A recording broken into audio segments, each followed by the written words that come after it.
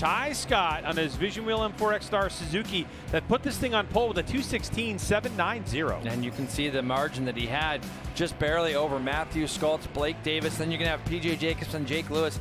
And Kayla has been on fire this weekend. She told me yesterday, Greg, that it's the best that she has felt on a Friday in a couple of years, especially here at Road America. Cam Peterson, Teague Hobbs, Corey Alexander, Max Mann, awesome job from Aiden Sneed today. Josh Hayes there, just outside row number 4. Headed a little bit further back, we're going to see Torrin Collins, David Anthony, and Larry Pegram. That's right, he's back. Love seeing Larry back. Enriquez Nisani and Owen Williams will be rounding out row number 6. Then we're going to go back a little further. We're going to see Schultes and Jansen with Kevin Horney, Monk, Oman, and DeLeon just off of row 8. And I believe, Greg, that's it. Nope, we got a couple more. Sorry. Yeah, Mandel, Mags, Bean, and Bittner are going to round out our field here in Supersport category today. Revs are up. Here we go. Clutches are out. Turn number 1 awaits. Front row. Looks like, yeah, Ty Scott with a good launch. He leads this field down the hill into turn number 1. Looks like Kayla Yako way up the inside on the 19. Man, she did a great job of getting herself into that spot. PJ didn't get the best launch, Greg, so he's going to be back 6th, 7th. You see those 2 yellow Rahal bikes back there a little bit further. You're going to have 3 R9s running 2nd, 3rd, 4th, and I believe 5th. So you got a GSX-R followed by 4 R9s and then 3 Ducatis. As I see the red leathers of Cam Peterson there smashed in between the Rahal bikes, and then Max Van also with a tremendous start. Look like Aiden Sneed behind him. So here's that first crucial run down into turn 5 where you got to be ultra careful. Blake Davis and Skoltz on the Strack. Yamaha R9s go first to second, and it gets, oh man, Ty Scott comes into contact. It looks like, yeah, it looks like it's Blake Davis. So Blake and Ty Scott kind of got together on the exit of turn 5, it looked like. And you see P.J. Jacobson, he makes a move up under, I believe it was Teague Hobbs. Teague Hobbs, again, he got a good start as well. So you see Josh Hayes there, a little bit further back. So for Ty Scott right now, he's out front. Then you've got, oh no, sorry, no, Matthew Skoltz. Sorry, Matthew got out front. Then is Ty Scott, yes. Then is Ty Scott. Yeah, that's what the field doesn't want to see. They do not want to see Strack Racing's number 1 get out front. You can see they were battling for position into the corner, Jay. So Blake runs just a little wide. Matthew gets through clean. He's good. Blake gets out just a little bit wide. Ty's just getting himself off the corner. Ooh. And they just had contact there on the exit of turn 5. So that's such a shame for Blake. Is you'll get a better chance at here. Oh yeah, rear wheel into front wheel. Yeah, Ty just kind of like ran, running his line off the edge of the turn. I don't think there was anything malicious there per se, but they'll have a look at that and see what they can do. But Matthew Skoltz right now, he's kind of running away. As you see Cam Peterson, he's got himself into 2nd with Ty Scott, P.J. Jacobson in 4th, and then there's Kayla in 5th. So Cam Peterson, the 45.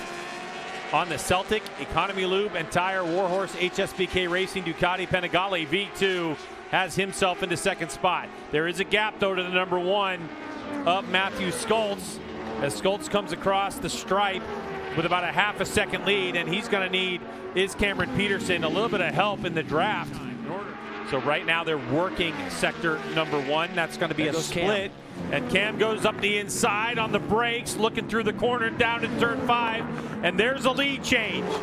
So Cameron Peterson off of the fastest lap of the race so far, 2:17.646, will take over the lead. Just start to battle a little bit. You can expect to see the 19 of Kayla Yakov get herself in this battle. And really good performance from her as the front 2. Motovation Supersport race number 1 here at Road America. Yeah, just looking here, Greg, trying to see where Ty Scott Hold on, Jay, there goes the lead. Go. Matthew Skoltz takes it back. Yeah, we knew he was going to try that when he had a look at it last time by. Cameron Peterson left that door open. But as we get closer to the front straightaway, now we have a couple of Ducatis versus the Yamaha onto the front straightaway through this final corner. Now we're going to see who's got the good drive and the draft and pass. Up the hill they go. And this will be the first time PJ has got a chance to draft past the 45 and the 1. He's in a good spot. Cam should drive right up onto the back of Matthew, which is also going to help PJ. As you see, he has to pull out of the draft. Matthew was on the right-hand side of the track there, so it made both riders behind have to pull out to the left. Looking at our screen here, Ty Scott lost a lot of his time in that second split, so we're going to have a look this next time through, or when they go through this next time, to see if he can try to make a little bit of a difference there. He's still on the back of them. So you'll see Matthew's up against the wall on the right. So Cam's only got one direction to go, which now makes it double the length that PJ's got to get to pull out of the draft of both riders. And you can see that front tire get a little bit sideways on him there, as now PJ Jacobsen goes to the front. He wants to take a shot at leading through the infield section here of Road America as he gets it backed in to turn 5. See if the 15 can pull away at all.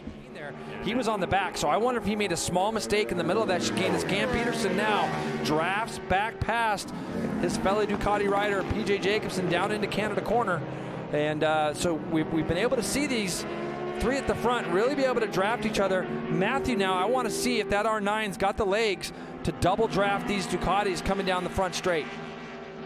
The word kind of coming into this when I talk to some teams in Ducati teams and Yamaha teams in Atlanta is that the R9 gets off the corners a little bit better, and once the Ducati gets up to its 4th, 5th, 6th gears, it has the smallest margin of extra little bit of mile an hour.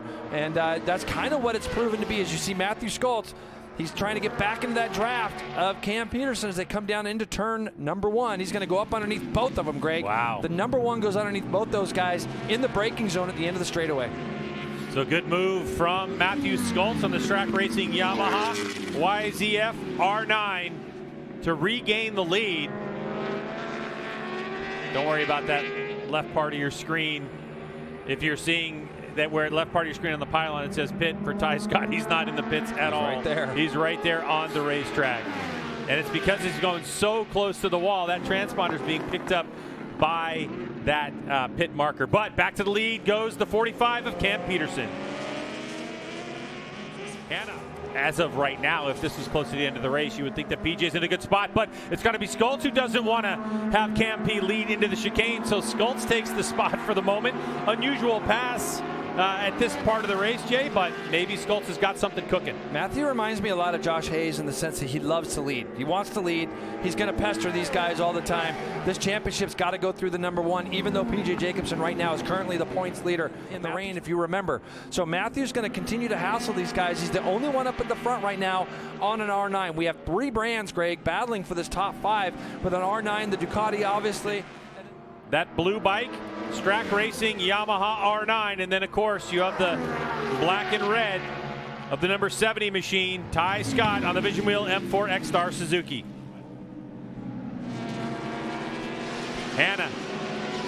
You guys, with the draft being as crucial to the race finishes as it is here for Cameron Peterson, I talked to the team. They said it was so important to get him comfortable on the brakes, and it's been the most comfortable he's been all season on the brakes, just being able to wait a hair longer than your competitors braking into the corners. He's getting into turn 1, turn 5, turn 8 really, really well, and that has made all the difference here for him this weekend.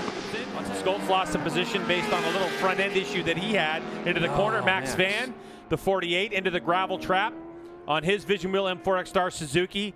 Before the bridge, he was out of 10th place, was Max Van. He was having a really good run in the top 10. That team's going to do whatever they can to make it. Yeah, there it is, turn 8. So probably just got in there on the brakes a little bit too much. And we don't see Max do that very often. But you can see Ty Scott's bike is good, but it's good in just the wrong places. Yeah. You know, and that's what it seems like. It seems like it's a lot of work for him to kind of stay in there. And but we know Ty's got a lot of racecraft as PJ Jacobsen goes back to the front. He goes back to the front on the fastest lap of the race, a 2:17.178. So things are starting to heat up. It settled down for a couple laps. They went from 18s to the mid-17s, and now 17.178. Cameron Peterson did a 2:17.1, but it was a 9.7. So just a couple hundredths of a second off was Cam Peterson as he goes back to the lead. And Jay, with the experience of all 4 of these riders, is it just one rehearsal after another as it looks like the 70 going up the inside? So Ty Scott gets a good run. Get pulled down these big, long Road America straightaways. As you can see, he's trying his best. Ty Scott is going to draft through on PJ Jacobsen as they go down into turn 1. PJ lets off the brakes, but Ty Scott's able to do it. So Ty, right now, has ran a really good race and just sat back there and forth at a 2:17.137 again for Ty Scott. What do you think? Is Ty Scott's going to be in the draft and do something with him when they get down to turn 5? Cam probably could have moved over to the left a little bit earlier there as Ty Scott goes through, and now you got the battle for third between PJ. Oh, no! Cam P makes a small mistake. I didn't see contact. Was there contact there, Greg? It looked like something happened because it looked like Ty Scott ran off the racetrack, so there might have been a little bit of contact between those two. 11th place back there. That's his best ride in his Supersport. All right, here's a look at what the incident on the last lap. Yeah, so I was just looking. Let's see. Oh, he ran his hand into him. It looked like he ran his hand into the exhaust. Let's see if the number 1 darts out to the left and tries to make a pass. Here comes Schultz up the inside of the chicane. He gets the pass made, but in the grass he goes. But just like that, as he's trying to get on the racetrack, and Ty Scott has to take evasive action. So Ty Scott trying to accelerate around, and of course Schultz trying to figure out what gear he needed to be in. So all of a sudden like that, a close race leaves PJ Jacobsen all alone. But that's what it looked like. And then at this point now, these two probably know they're on their own. I knew Matthew would take a shot. He just couldn't get it quite slowed down enough, Greg. He goes over the grass. Keep in mind, it rained so hard here yesterday, that grass is going to be a little bit wet on the slicks. Matthew does a really nice job of just getting it through there. Ty Scott then retakes second. So he'll go to the stripe and take victory. Here he comes to 15. He takes the win, and the battle for second will go to Ty Scott over Matthew Schultz. But it's got to be PJ Jacobsen, as you can see his lap progression, also with the second fastest lap of the race at a 2:17.1 for PJ Jacobsen. Definitely an eventful end to the race for Ty Scott. Ty, you seem like you were hanging out there for a little bit. Was this a strategy of patience for you? Take us through your thoughts. Yeah, I feel like I had really good pace on the bike, and I didn't feel really necessary to lead all throughout the race. And going into the last lap, I felt really good with the setup. We actually turned a lot of stuff around this weekend. The whole Vision Wheel M4 X-Star Suzuki team did a great job. And quite the battle, trading passes there at the front, all race throughout. You know, PJ told me earlier he wasn't feeling like the setup was quite perfect. How were you able to ride around that for this victory? Yeah, in the race it was kind of difficult, honestly. I think, Cam and Tyler kind of had that little bit of edge. And then, I kind of got into like a more worried mode with Schultz, So I was just kind of like happy to be right there. And then, all this like carnage happened at the end. So it's like, it's how racing goes sometimes and stuff. But we definitely got some things to work on tonight that I just was struggling with a bit in the race. Congratulations to PJ Jacobsen, today's race winner, guys. This is there back and forth quite a bit. Take us through the last lap from your perspective. What was your experience? I was sitting in 4th place and I just saw something happen with Cam and Tyler. I think they touched, something happened there. Cam ran off, Tyler ran out wide and managed to. Podium celebrations for PJ Jacobsen after his 13th Motovation Supersport race win of his career. It wasn't necessarily on paper the close finish that we normally see here because the last lap was a bit of a ruckus, but PJ Jacobsen, great job